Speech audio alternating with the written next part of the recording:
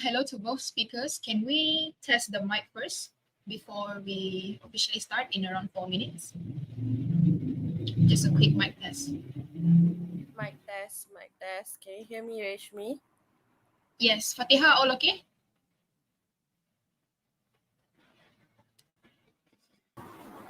Mic test. Is it clear? Yes. Okay.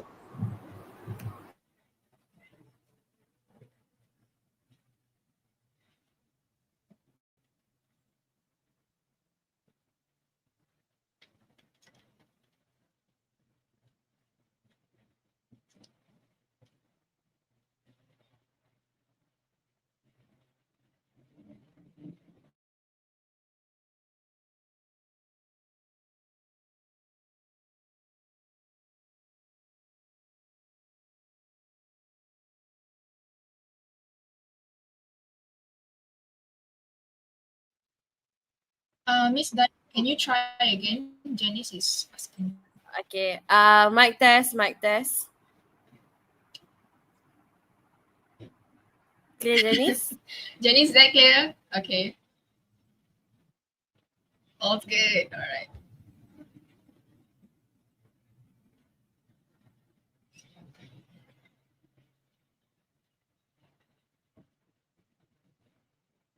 Okay, so we can see that there's 10 people in the chat right now. If you guys are very early, with that, I want all of you to fill up the attendance form lah. It's in the chat box.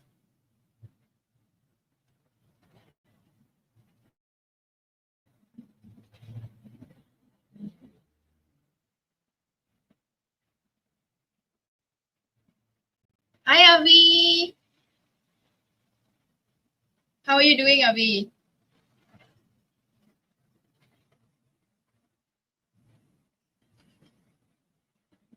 Hi, Adam.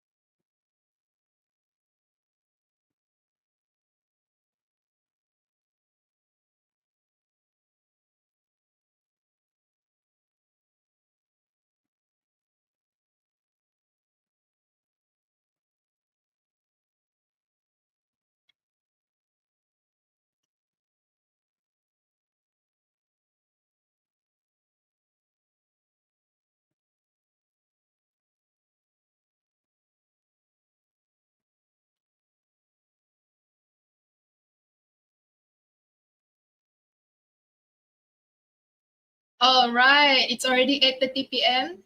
Shall we start? Okay. Hi, everyone. Wow, there's a lot of people in the chat over there.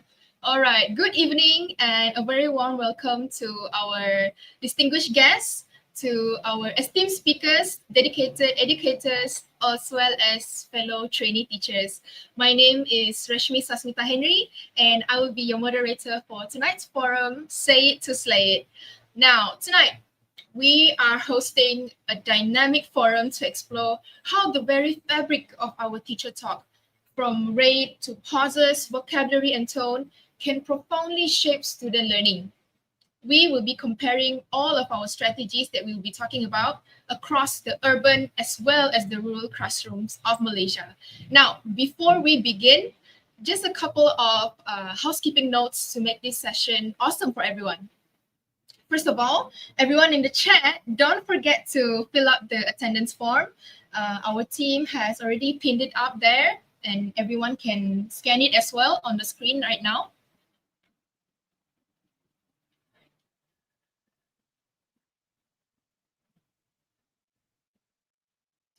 All right.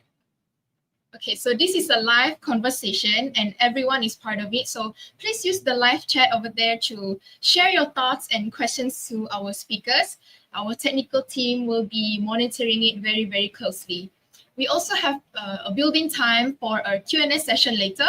So please start posting your questions in the chat anytime, and we will be picking the top 3 questions. We also have some fun interactive parts planned, including a quiz where you can test your knowledge and a collaborative reflection activity. So don't go anywhere.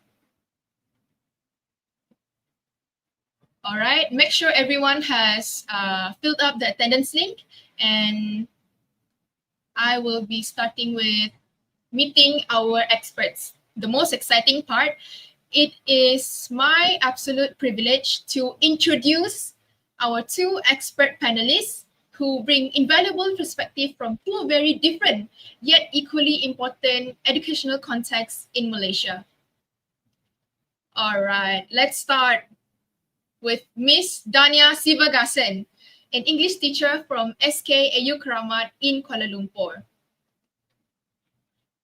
Now, her school is a dynamic, high-capacity TS25 school with over 2,000 pupils, predominantly Malay students, where she navigates a wide spectrum of proficiency levels from TP2 to TP6. All right. So Miss Dania will be sharing her innovative strategies for engaging large, diverse, and urban classrooms. All right. These are pictures from her class. So cute, the pupils. Am I right? And now, joining us from SK Kampong Senta in Bidor, Perak, let's welcome Ms. Nur Shafika Adlina binti Saiful Adli. Her context provides a crucial perspective, as her school is both a Sekolah Kurang Murid SKM and a Sekolah Murid Orang Asli SMOA, with a total of 72 pupils, all of whom are from the Orang Asli Semai community. With her students' proficiency ranging from TP1 to TP4, she will provide essential insights into building foundational skills in a rural classroom. A huge virtual round of applause for both of our speakers.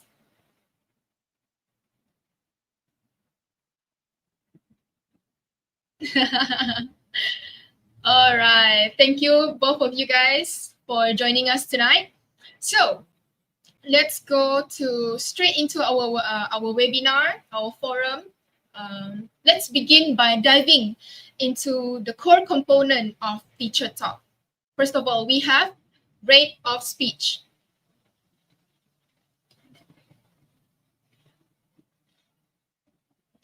All right, so Miss Dania, in your dynamic urban classroom, where attention is a very precious commodity, right? So how do you consciously practice your rate of speech?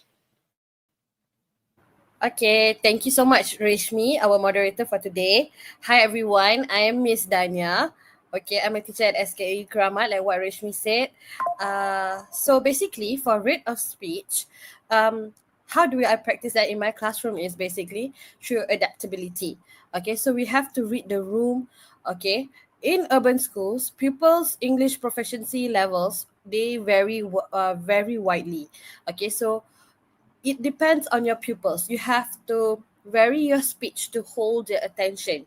For example, if you have a class with a minimum number of pupils who are slow proficiency, okay, so you have low proficiency, so you have to slow down your rate of speech. Okay, and if you have a maximum number of high proficiency, you can speed up your rate of speech, but bear in mind you have to also make sure that you're adapting to the others, where some students, they prefer for it to be slow. Okay, next we use pacing to emphasize key ideas. So a certain as teachers, you can slow down during concept explanation. For example, if you're explaining about a certain grammar element, a certain new vocabulary, okay, you can slow down your pace so that the kids can get clarity and understanding. All right. Next is avoid monotonous delivery. Okay.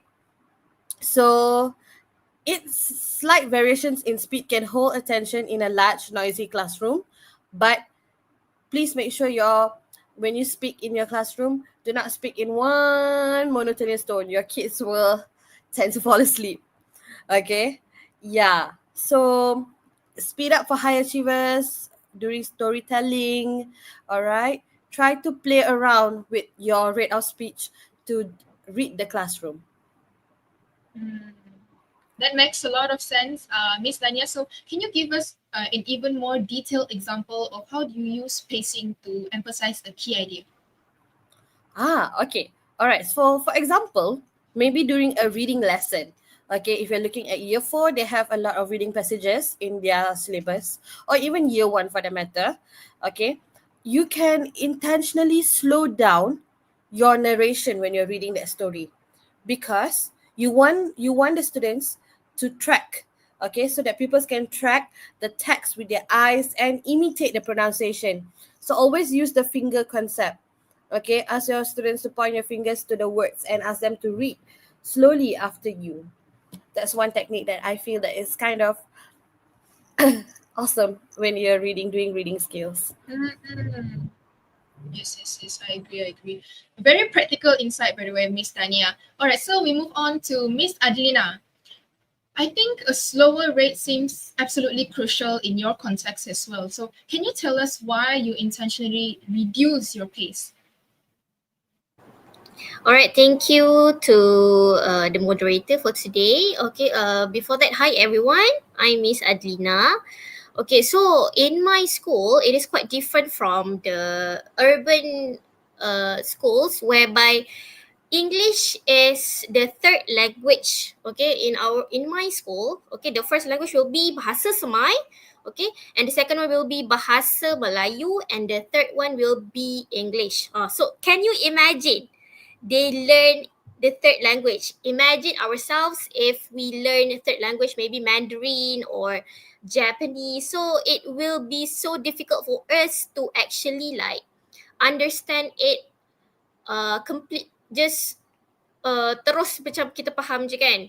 Alright, so when the students they are not being familiar with the language, so they only learn English in the classroom only. Okay, so the English language is very foreign to them. Okay, so we in my classroom, so I will slowly give the instructions and slowly talking to them in English. All right, because it is to actually make them grasp one by one the word itself. Okay, so it also helps them to make them comprehend more. Okay, for example, when I teach with my students, actually I will for other teachers or other like IPG students, if they go into the classroom, especially for orang asli classroom, they will think that, oh, the teacher is talking very slowly. Like, okay, students, okay, first of all, let's take a look in my mouth. Okay, focus on my mouth right here. Okay, look at this. I need to actually like grasp their knowledge. Okay, because I feel like the difference between urban and also rural students, the rural students, they don't have like they easily wander their minds, like looking at all the places. If they see like a lorry like on the road, they will quickly take a look at the lorry outside. So they are easily distracted. So when I already catch their attention, so how I want to make them to understand slowly the English. So basically I also need to translate it a little bit. Like let's say I need to speak English and then Malay, English, Malay, English, Malay. That's how they can actually like understand the word by word. So by reducing the pace of my speaking, the instruction, so it will actually like make them be more focused in the class and with me in the class. That's why I slow my speech in the classroom. All right. Thank you so much, Miss Ina. What about, can you elaborate it more, what it looks like in practice? A more detailed example. Okay, for example,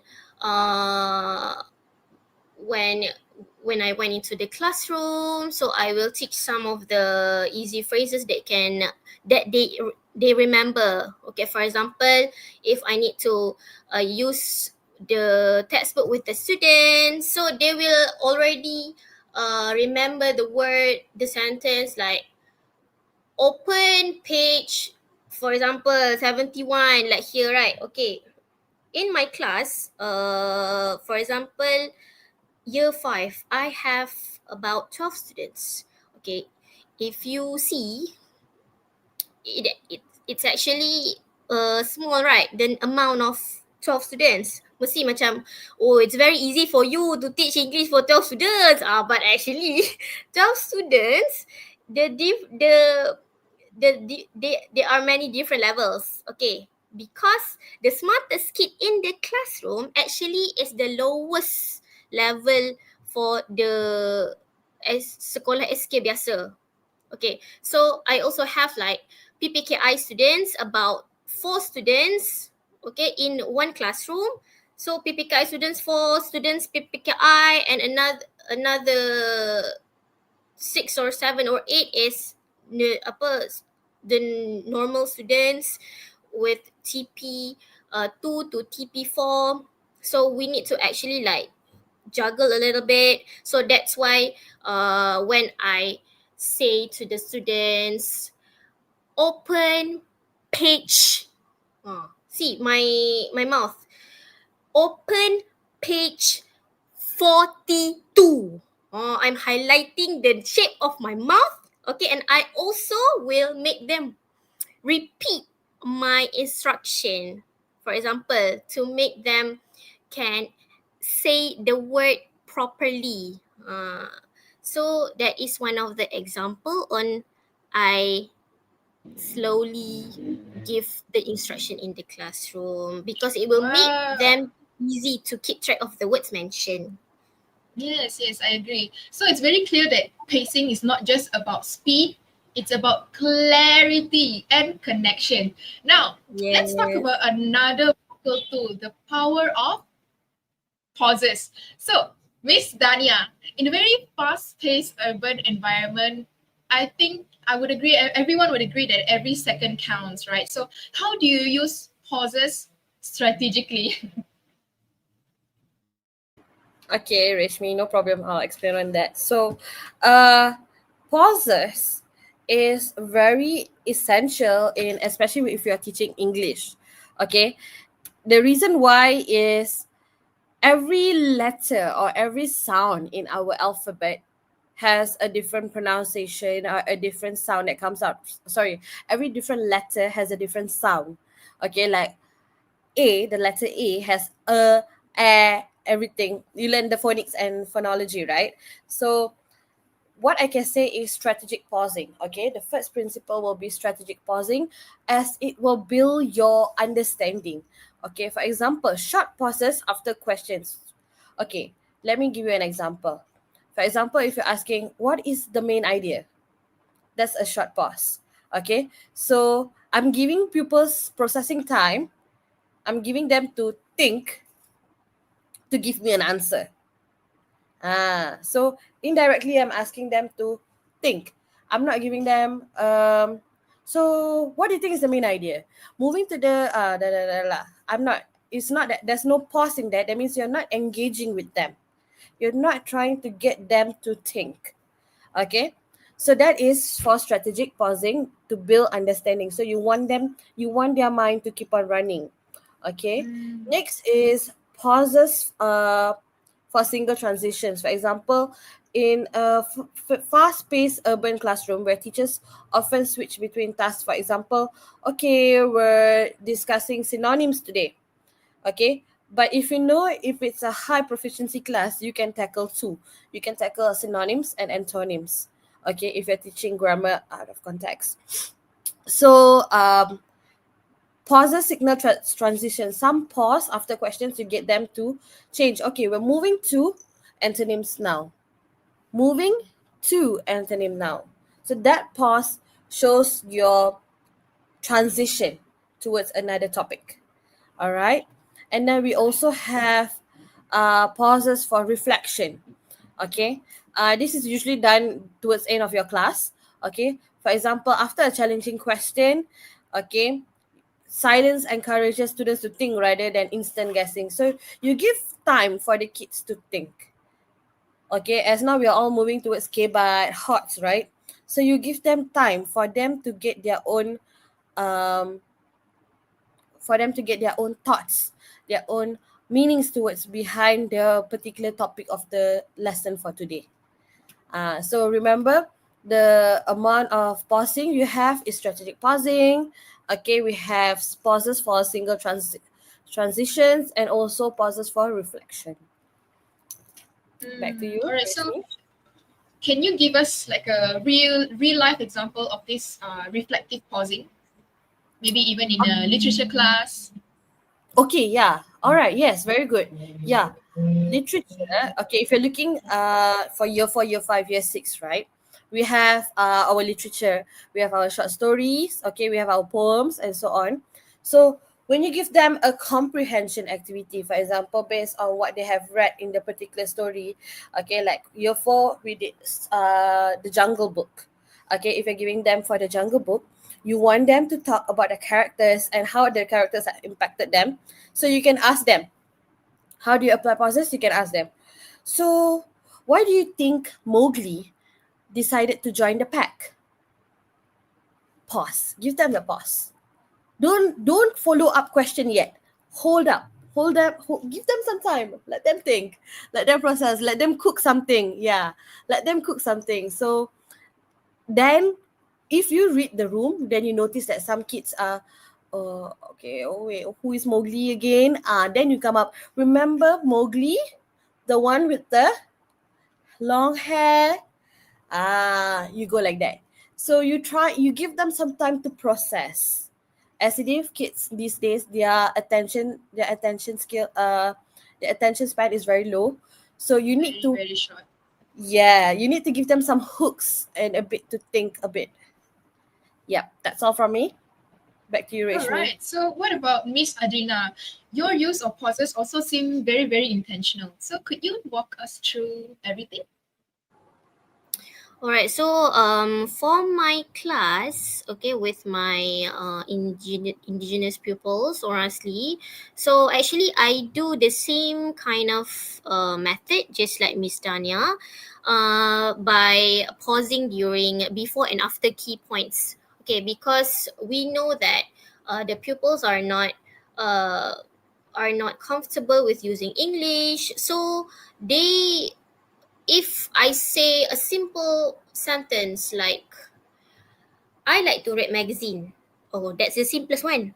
Okay, but if I tell the if I tell this if I is Allahu Akbar. Okay, if I say the sentences, okay, say the sentence to the pupils. Okay, I read a magazine and drink a bottle of water.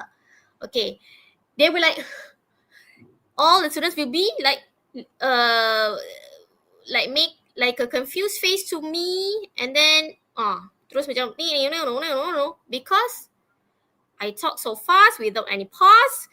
So when we pause during or after key points, for example, I read a magazine and drink a bottle of water. We might repeat the sentence again and again, or maybe like uh, read by clauses. So that's how we can actually like make them think again. Magazine. Oh, magazine, that one. And drink. So by I'm pausing during before and after key points, it will give them some time to actually like think again what they are learning just now. So that's Mm. how we can actually like highlighting words by pausing. Mm, mm, mm. So what about during reading? Is there any pause while reading? Is that essential as well? Yes, it is very essential actually when we do reading aloud together with the pupils. Okay, because uh, by pausing, it's actually highlighting the key points, and also we want to make them being familiar with the words, which sounds they need to stress. Uh, like for example, the word independent. For example, okay, the word itself independent. If the pupils they are never heard of the word before, they don't know how to read independent. They will like in the berapa dia macam in the like that. They don't know how to read it, but actually they know how to read it in Malay, but the word Mm. itself is not familiar with them. So Yes. uh yeah, so it will make, so we have to help them by when we are reading together with the pupils, we need to stress the word and pause. For example, Mary, suddenly Mary heard a sound. So by pausing some words and some clauses, so they will be able to grasp the meaning better. I see, I see. Very excellent points by both of our speakers there. How we pause can give students the space to learn. Now, let's shift from the rhythm of our speech to the words we choose and look at vocabulary used. All right. So, Miss Dania, your students are often plugged into pop culture and multiple languages, right? Because it's at in middle of KL. So, how do you leverage that with vocabulary? Okay, Rashmi, thank you. Okay. Um, Let me tell you something, okay? Despite having being in a KL urban school, okay, my school we still have a few pupils, a few part of it that they are kind of lacking in their vocabulary skills. Okay, Mm, so I'm also teaching year one. It's an intervention class intervency. Okay, where they have not mastered the skills of reading and writing fluently. Okay, but now so far, thank God, they are much better. But let me tell you something about initially how it was kind of difficult teaching them vocabulary use, especially in year one. Like we have the topic at school. Okay, we used to have pet show and all the stuff. It was a bit difficult certain times because even when you showed using flashcards, right? For example, any words using flashcards, it's kind of difficult for them to understand that particular word. So I know our lecturers back then in IBA used to tell us, no, you must not use Malay in the classroom. You are strictly yes. using, yes, English. But based on experience teaching so far, you still tend to use Bahasa Melayu, especially if that is their main language lah. Sorry, their first language. All right. So code switching, okay, is definitely widely used in my urban school area. Okay, because the kids are bilingual. Okay, their first language is Bahasa Melayu, and their second language is only English. And some of them do not have English is also their third language. A few. All right. So I tend to use Malay in my classroom. For example, um, if I use the word predict, okay, can you predict what happened to Mowgli after he went into this thing? So sometimes they don't know the word predict. Okay, so I'll be like, predict, ramalkan, remember? Predict means ramalkan. So I say it for them to make sure that they kind of remember what predict means, what the word Yes. So means. you meet them where they are. You try to relate to them, right, in their own Correct. languages, Yes. especially Bahasa Melayu. Yes. Correct. That's it. That's exactly what I'm trying to say. So that is to make sure that they get the clarity lah. They have certain clarity in what they are going to do. Okay, and then I use state vocabulary. That means start with everyday words. Use words that you think that they'll be using every day. Okay, then you can move into academically terms. For example, bombastic words, a bit more higher level. Okay, for example, if you're talking about words, adjectives, you can give an example like big. Big, you start with the word big. Then once they already know how to use that in the sentence, you can move to use shifting it to a higher vocab, like enormous. Mm. Something for them. You have a pace. Okay. Start with the everyday words, then moving to academic terms. All right. And then also you can expose students to contextual language. For example, urban pupils are familiar with pop culture references. Like our title, Slay. Slay. Okay. Yeah. The kids tend to they know what is it the meaning of it, but you must tell them to make sure that if you're writing academically, you cannot use that because it's not a formal language. Yeah, so you can start to use pop language, relate to using songs, okay, words from song lyrics that they listen to nowadays, okay.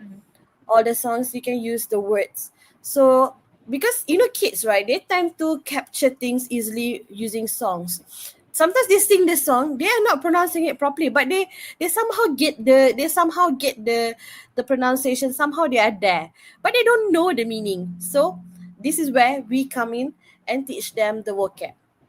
Yeah. So I want to deep dive deeper into tiered vocabulary, right? So can you give an example of that? Okay, tiered vocabulary.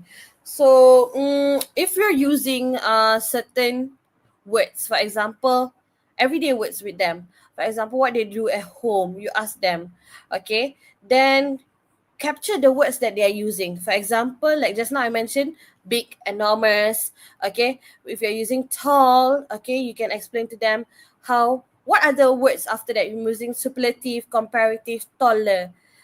Go with the flow. There have to be a flow of words that they use. Don't straight away teach them bombastic words. They also will be like, huh? What's going on? Yeah. I see. Very interesting. So, Miss Adrina, I'm thinking your approach would be more foundational. Is that correct? Yes. Okay, so for my class, okay, I really highlight the words that they are very common and everyday words that they can use in everyday lives. Okay, for example, the easy one, big, small. We don't use tiny, but we use small because tiny is already like very hard for them to remember. So when we use these high frequency words, we don't just use it for a day, but we use it for a week, for example. Okay, if we want to make them compare between big and small, tall or tall and also Sure. like that. So we actually needs to repeat it again like every day. Okay, repeat the topic every single day for a week. Okay, max for a week so that the pupils can remember it every day. Okay, because before I enter the class, okay, those my teachers in my school actually remind me again that okay, the students, they really want to learn, okay, but they do have like lack of memor they really struggle to remember things. So we need to actually like repeat the syllabus all over again. Okay, because in reality, practicum and right now, when we already be a teacher in a school, it's very different. In for during practicum, we teach one topic for a day only, max maybe like 2 days, but in reality one topic it's like 1 week, itu pun maybe like 2 weeks and above. So we need to be very patient, and by using every single day the words and using different examples, okay, different sentences. Maybe we can use it when we talk to the students randomly in the canteen or whatsoever. So it will make them being familiar and build a solid foundation for actually, oh, eat is makan. Maybe like plate is pinggan. Now the simplest thing. Yeah. Mm-hmm. Yeah. So how do you introduce new words without overwhelming them? Okay. I like in everyday teaching, I need to make them visualize the words. Okay, so I will pre-teach the key vocabulary first. Okay, for example, if I want to teach about if I want to focus on the verb, for example, at the part. Okay, so I will teach the things that we need to highlight in the sentence first. Okay, for example, we have mat, we have umbrella, and so on. So before we read the sentences together, we will highlight the words first. Maybe I will make them circle some of the words first, and then say it together. Then we will read and learn the sentences together. Okay, and another one is really visualize the words. Okay, because if the pupils just learn the words by themselves without they do the actions, or maybe they don't see the picture, they don't like hold the picture, hold the things by themselves, they will not remember anything at all. Their mind will like thinking other things that is not in the classroom. So how we need to make them focus is by bringing the bigger picture to them. Okay, by pictures, actions, chants, maybe songs, and dance, for example. Like the teacher really needs to be creative to make them remember the vocab. Wow, so it's really fascinating to see how vocabulary strategy really changes the context of our lesson. Now, everyone, let's explore how the very structure of our sentences, the sentence mood, can influence the classroom. All right, so for sentence mood, Miss Dania, how do you use mood and tone to actually manage the class atmosphere to make sure that everyone is engaged in your classroom? Okay, Rishmi, thank you for the question. Yeah. Okay, this is super essential in today's classroom. Okay, your mood. Okay, so firstly, you have to control your tone and mood. For example, you vary your tone and sentence type to shape your classroom atmosphere. Okay, for example, use imperative sentences for instructions and keep it simple, keep it direct. Okay, for example, as you come into your class, okay, class, open your textbook, open your Supermind book. Okay, go straight to the point. Okay, and be firm. Okay, imperative. So you're asking them to do something. Okay, you can also use interrogatives to invite participation. For example, you can say, can anyone tell me why do you think we have to eat healthy food?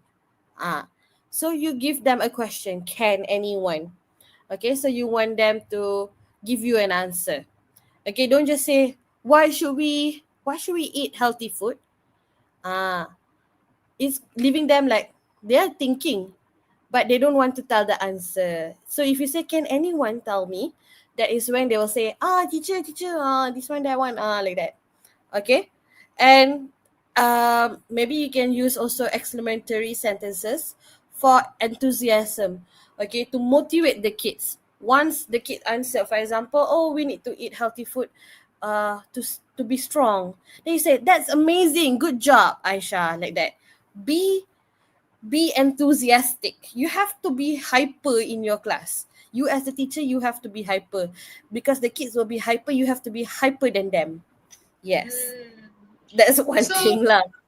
I see, I see. So how can you give us an example of how this replaces a traditional command?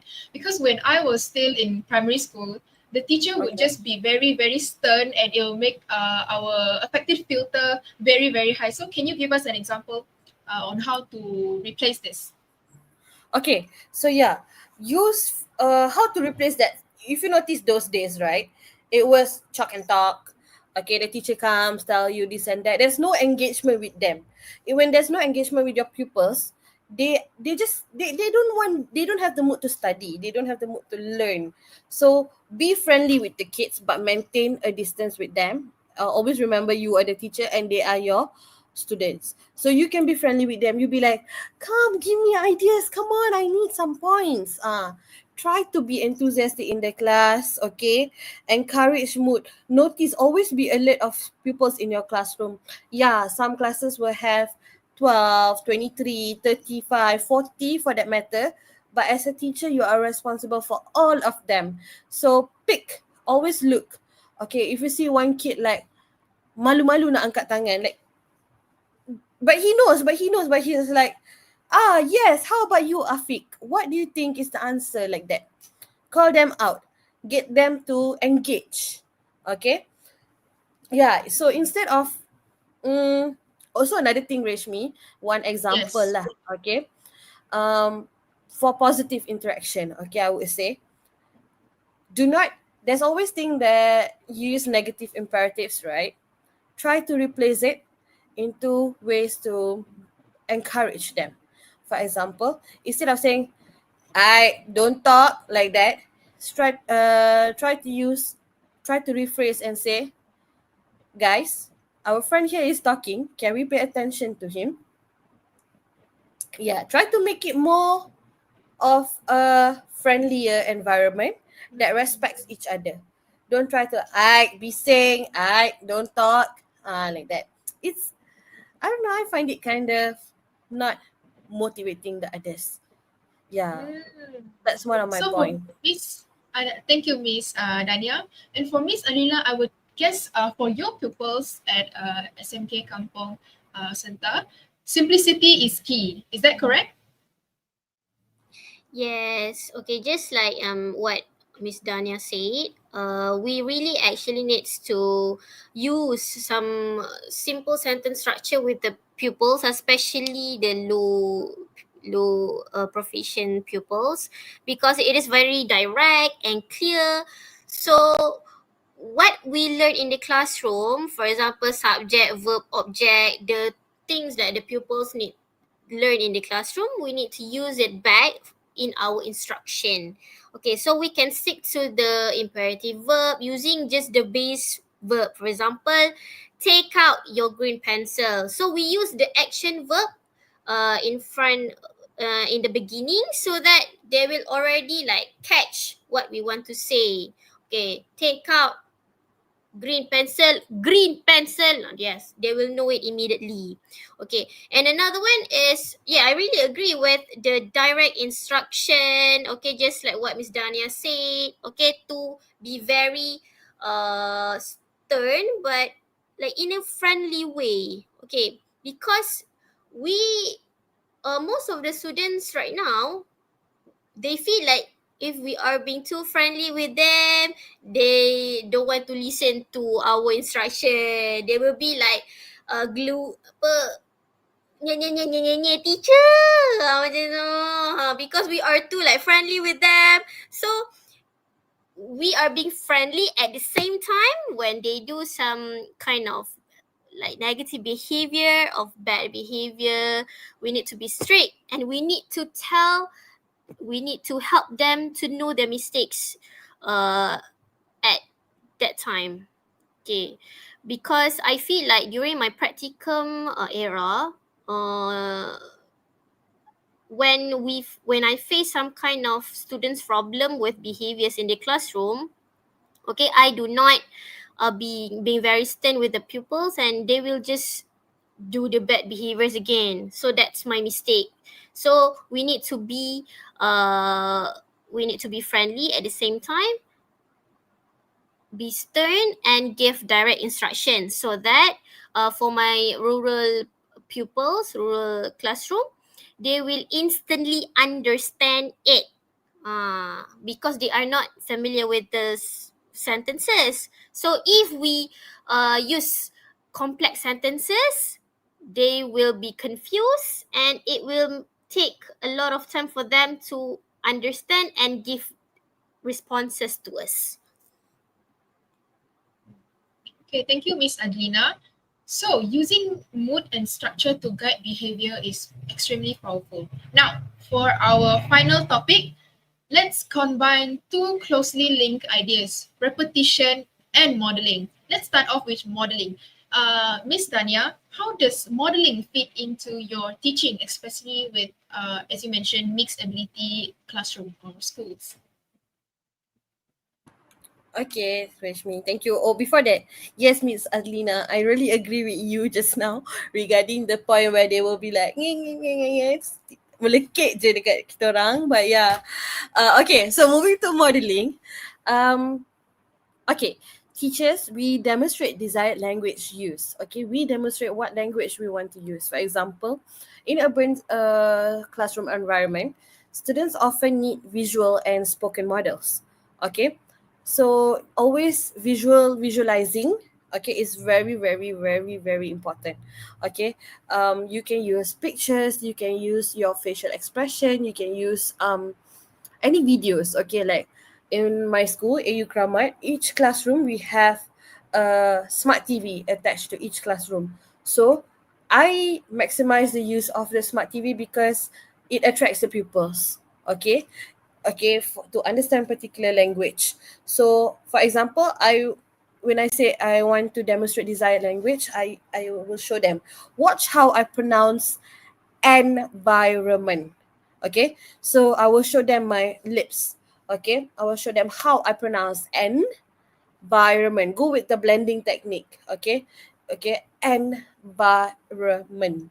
Yeah, so you have, and then you get them. Okay, now you try, and then we do it together. So that is one way, the first way. Okay, you can model classroom routines and tone. Okay, so from standard one itself, teach them, may I go to the toilet, please? Do not tell them. Initially will be like, teacher toilet, teacher toilet. I'm not the toilet, huh? So you tell them, okay, may I go to the toilet, please? You have to teach them from young itself and how to use particular can, please, thank you, and so on. All right. And then we have scaffold learning. Okay, so teachers think out loud while solving problems. First, you must tell them. Okay, okay, let me give you an example in, okay, standard 4, we have the writing of email, kan? Email. So we can get the points from the question itself, the key points. So you tell them, first, I underline the keywords in the email. What I want to write about. Write an email to your friend. Okay, friend is the keyword. Regarding a holiday that you, a place to visit. A place to visit, you underline. So you scaffold. You tell them out loud what you need to do. First, I need to underline the keyword. Then I will need to write the salutations. Okay, go with the flow. Scaffold the learning with them. Okay. Yeah, that's from me, Rashmi.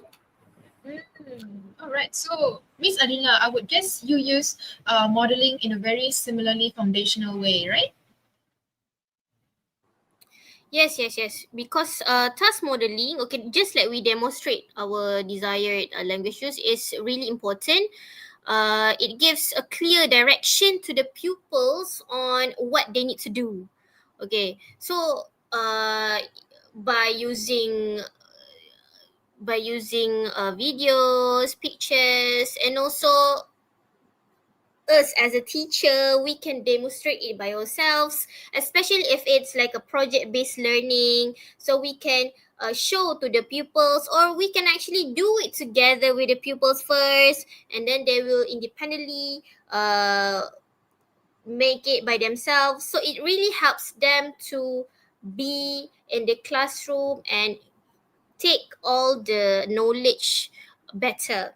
Okay, and another one is actually visual modeling. Okay, visual modeling is really important, especially in my class where they have limited knowledge about the vocabulary, for example. So we need to model it by using gestures, facial expressions, okay, so that they can imitate back the way that we use our face to maybe when we tell a story, so they can imitate us. Okay, and we need to actually teach them how to imitate us. Okay, because I find quite fascinating. Like in my school, okay, I don't know about other rural communities out there, but the communities in my village, I feel like they are lack in showing their emotions. Because I found the similarities between all the students. Okay, so when we are reading together, when we are doing the actions, facial expressions, gestures are really important for me to teach them. Okay, how we want to make a sad face, how we want to make like a tired face and so on, because I feel like the pupils don't know how to actually portray the feelings with their faces. So that is very important. And I also agree by modeling the routine, because other than we tell them, okay, teacher, may I go to the toilet, we can actually encourage the other pupils to teach our students, so that it will be like learning together and make them memorize the English language better. All right. Thank you so much, Miss Adlina and Miss Dania. I hope you guys are okay so far. Are you guys all okay? All right. Now, let's bring our audience and YouTube live over there into the conversation. So we have some excellent questions over there. All right. So this question is for both speaker, I would say. Children often overuse words like big or nice. What is a fun interactive way to model and reinforce more precise synonyms? This one is from Jensha John. All right, maybe Miss Dania can go first. Okay. Children often overuse words like big or nice. Yes. What is a fun activity to interactive way to model and reinforce more?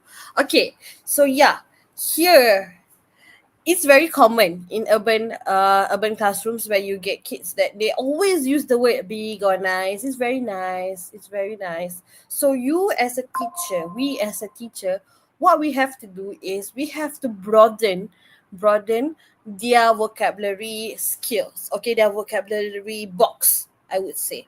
So in your when you are speaking in classroom, okay, when you're speaking in the classroom, try to use words that are synonym to nice or great. For example, you can use that's very interesting, because they already know. You already know that the kids already know the word nice, big. Okay, so try to use the words like interesting.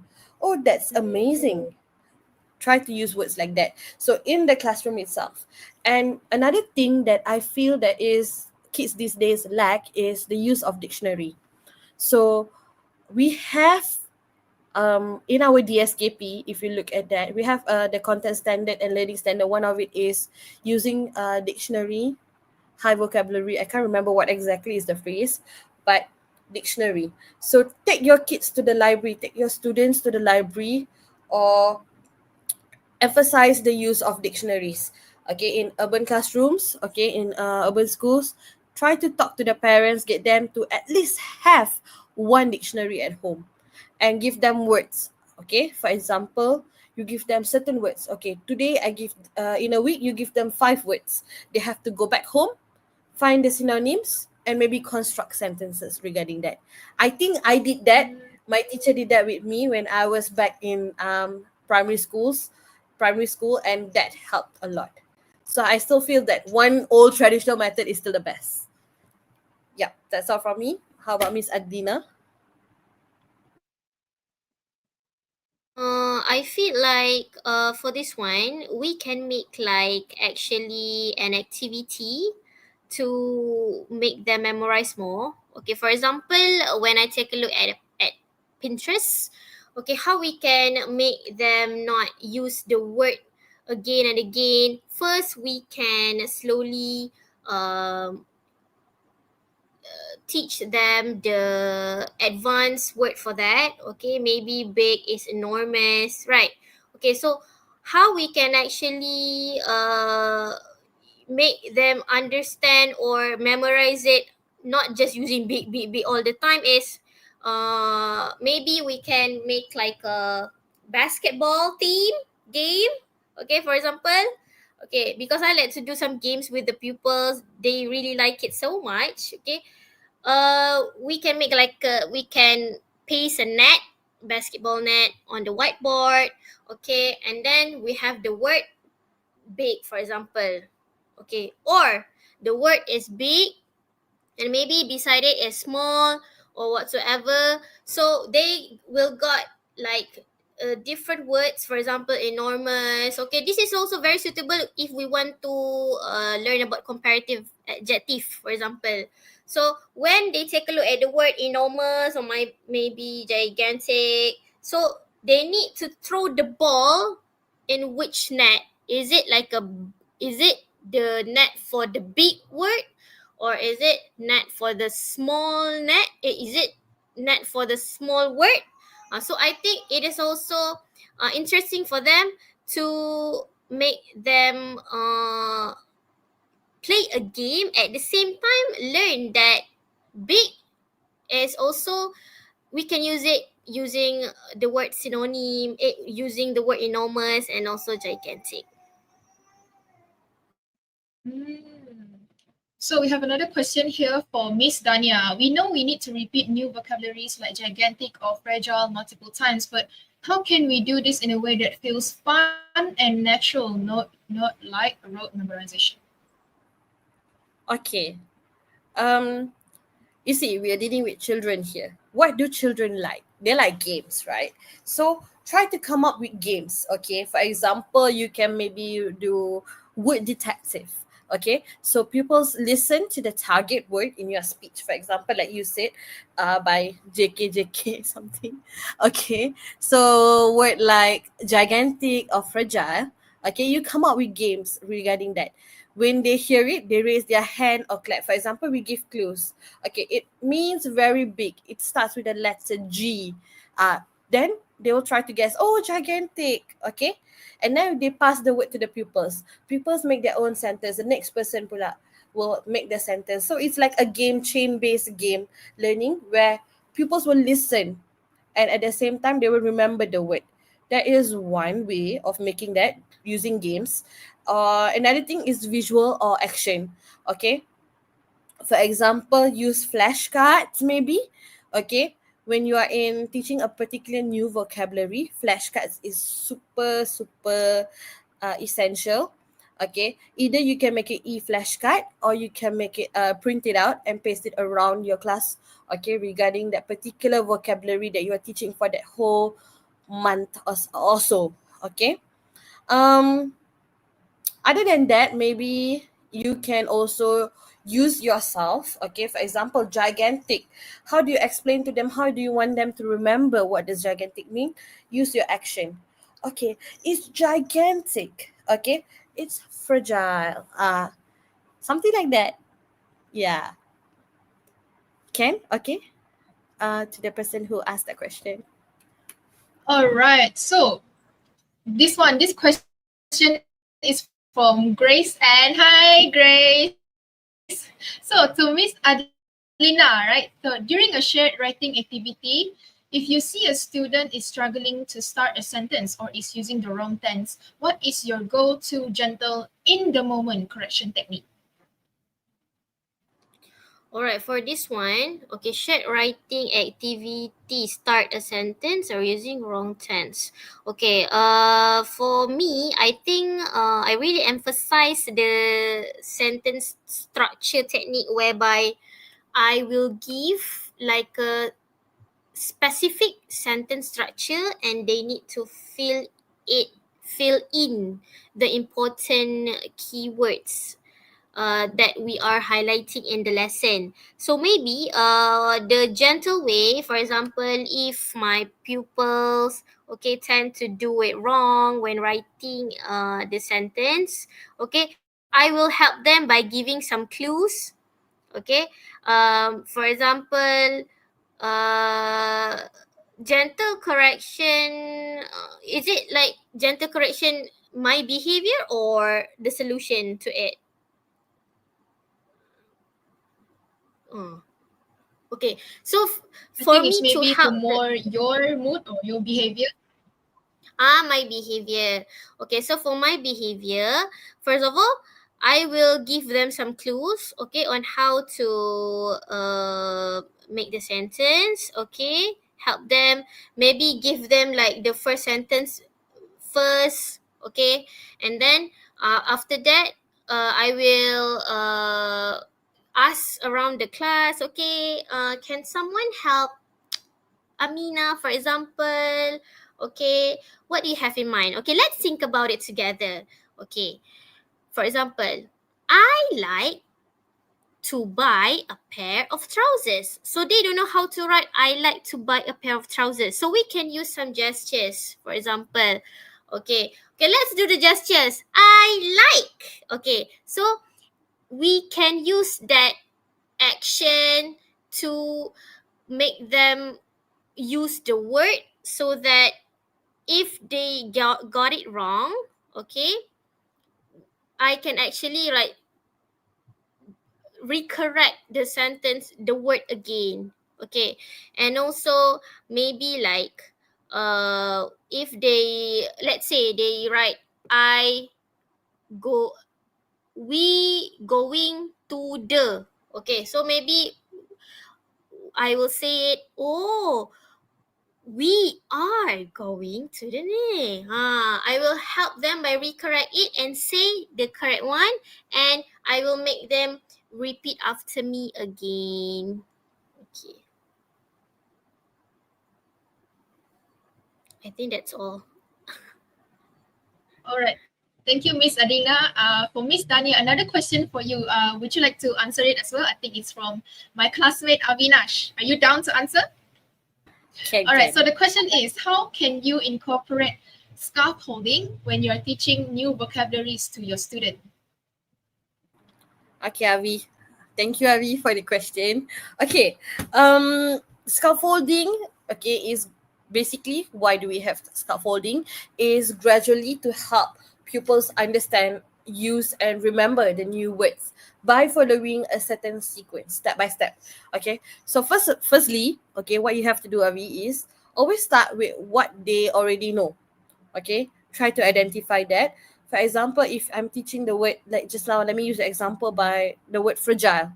Okay, for example, if I'm teaching the word fragile, I'll begin by showing something familiar, like maybe a glass. Okay, a picture of a glass, because fragile is hard to explain fragile, right? To show them the picture of what fragile is, you have to show them something related to fragile. Okay, so show them a glass maybe, or a flower, and then ask them, what happens if I drop this glass? Then the kids will answer, oh, it will break, it will crack, or yeah, anything. Okay, they will answer. That's the first step. Number 2, you have to provide visual and verbal support. Okay, so like I said just now, picture, gestures, or even acting out. Okay, maybe I can say that fragile means something that can easily break. Okay, so you have to be careful. Okay, when you're dealing with glass, emphasize on certain things. Okay, to show connection with the word fragile. Okay, so once I already provide visual and verbal support, then you model the word into sentence. Okay, for example, the glass is fragile. Look at the picture, point at the picture and show them, okay, the glass is fragile. That is a sentence. After that, you get them to um, come up with sentences. Okay, what else do you think is fragile? Oh, a paper, a very thin paper, a feather. Okay, for example, then they will start to think, apa lagi yang fragile, like can easily break. Okay, So then you tell them, okay, can you practice using the word fragile in a sentence? Tell your friend what is fragile. So that is the way, the step-by-step process of scaffolding when you're teaching a new vocabulary. So it's not basically giving everything at once. You're not exactly like giving them all the words together. Like, okay, fragile means something that is going to break. Okay, what is going to break? Don't. That they won't understand the meaning of it. So go step by step, build layer and layer. Okay, you give the input first, then you guide them, then you get them to independent, get them to produce something on their own. That is much more effective, I would say. Ken, Avi, Nash, okay? All right. I hope that answers your question, Avinash. All right. Thank you for those fantastic questions and insightful answers from our speakers. Now let's put our learning to the test with a very, very fun Bluecard live quiz. We're going to launch it now. Fatiha, can we start with that?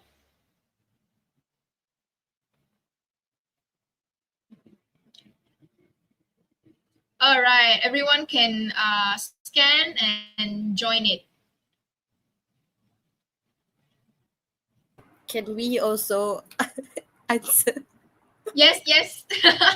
Please do, please do.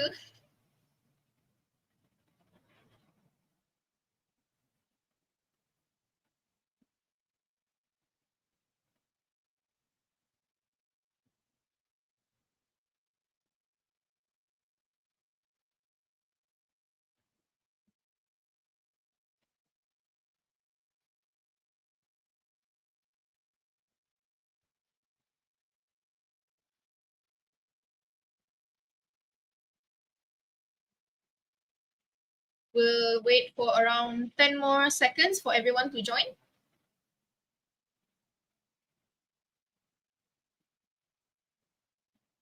All right. Fatiha, is everyone there in the quiz?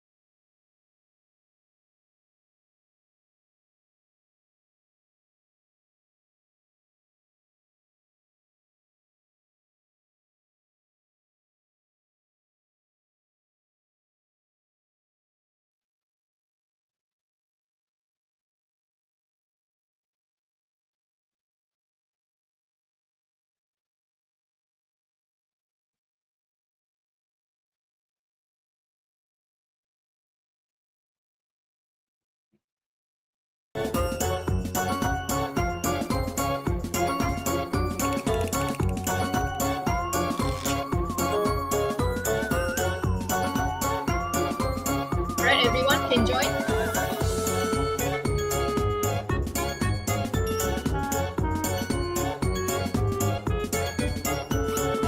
There's a new code here, so make sure to use the updated one, yeah, not the old one.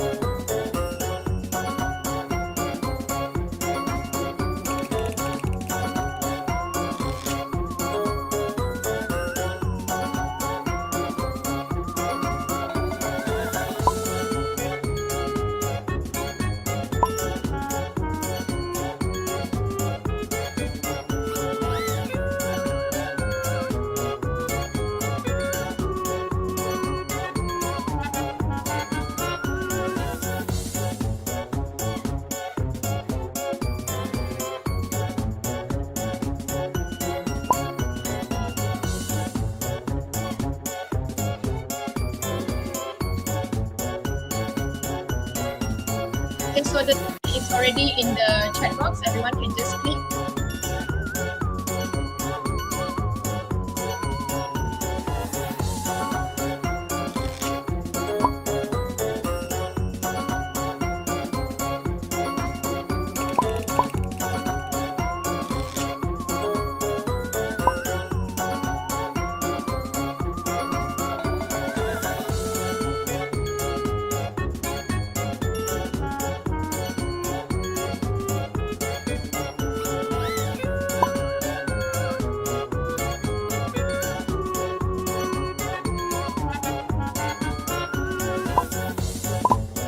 All right, are both the speakers inside the quiz as well?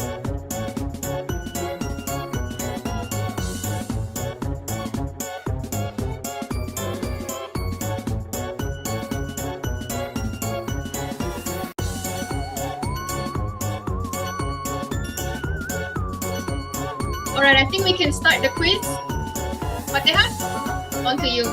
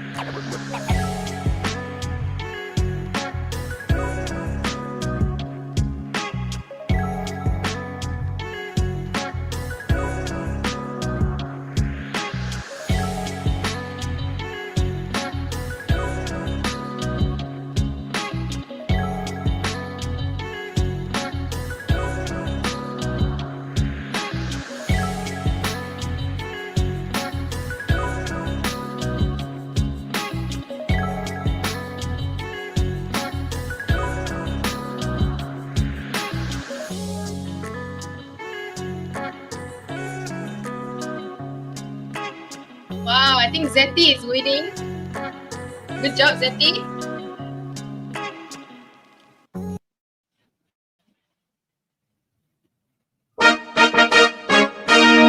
And number 3, Christine. Number 2, we have Tuti. And hey, good job, everybody. Congratulations and a big thank you to everyone. Yay! All right, let's move on from our quiz just now. And let's turn these insights into personal action. Now, Fatihah is going to share a Mentimeter code in the chat, and your task is to select 1 or 2 practical techniques from today's conversation that you will commit to applying. So this is a reflection time for you, and we will be giving you around 1 minute of silence to reflect on your points.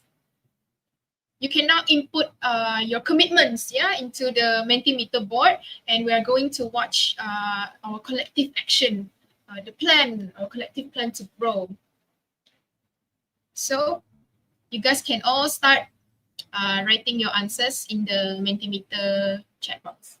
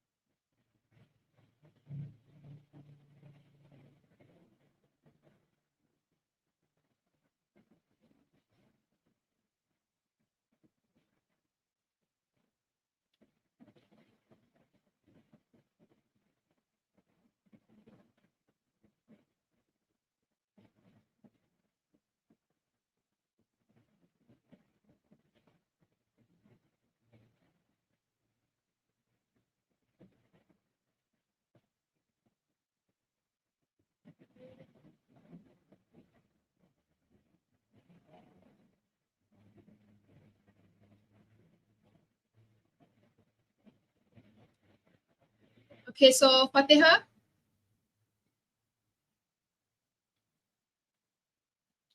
Can we look at the...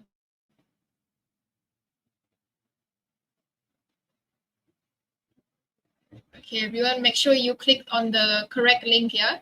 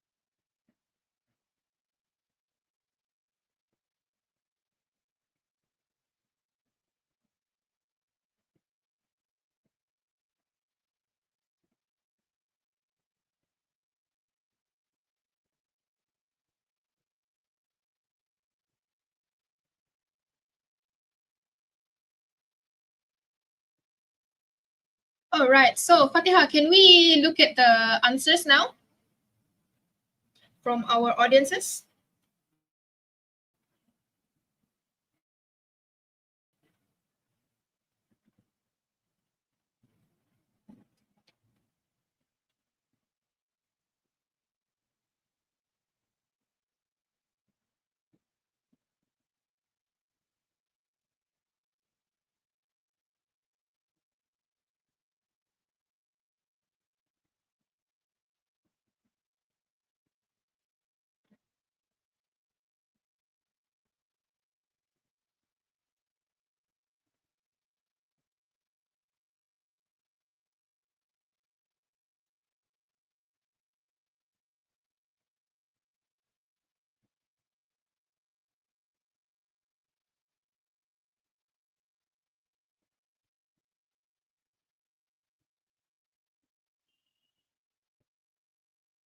All right, so I apologize for the technical issues from our side. Let's wrap up and talk about a bit of our key takeaways from the webinar today. Number one is to be intentional. All right, everyone, we have to, in every aspect of our talk, from speed to sentence mood, is a very strategic choice. And number two is to know your context, where we have to adapt our strategies, whether in an urban school or even a rural one. And thirdly is always to connect and support your students. Use your voice to build up rapport, scaffold learning, and also to create a very safe space for communication. And so, your final call to action is the commitment that you just made. So we want everyone, not just the future cheaters out there, we want to make it happen. All right, everyone. Now we also have a feedback form. It will be posted in the chat as well. From here, after you have answered your feedback form, we will give you your certificate and it will be emailed within 3 to 4 working days after you completed it. And I think, yes, the feedback form will be posted in the chat after this.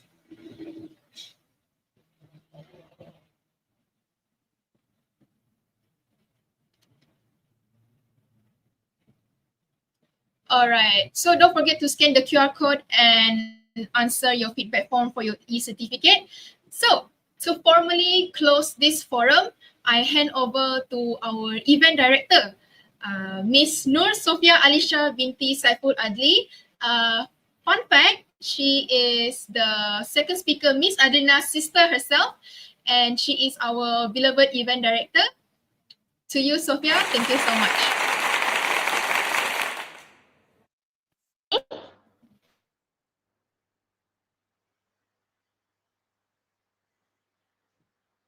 Rashmi, can you hear me? Okay. So, hi everyone. I'm Alicia. So, as the event director of Say It to Slay It webinar, I just want to say a big thank you to our amazing speakers here, Miss Danya and also Miss Adlina, for sharing your time and inspiring insights. So I would like to also give a huge thanks as well to my awesome teammates, Rashmi, Janice, and also Fatiha, obviously our backstage heroine here, for making everything run almost smoothly. Okay, and lastly, thank you to everyone who joined us today. We really hope this webinar gave you something meaningful to bring into your own teaching journey. So I think that's all from me. Thank you all and keep slaying it. Okay, that's all. Bye. All right, that's the end of our webinar. Don't forget to fill out your feedback session. Thank you, Miss Dania. Thank you, Alina. I hope everyone learned something from this. It has been very fun moderating for everyone. Also, thank you to my team, Fatiha, Janice, Alisha. And yes, good night, everyone. Stay safe.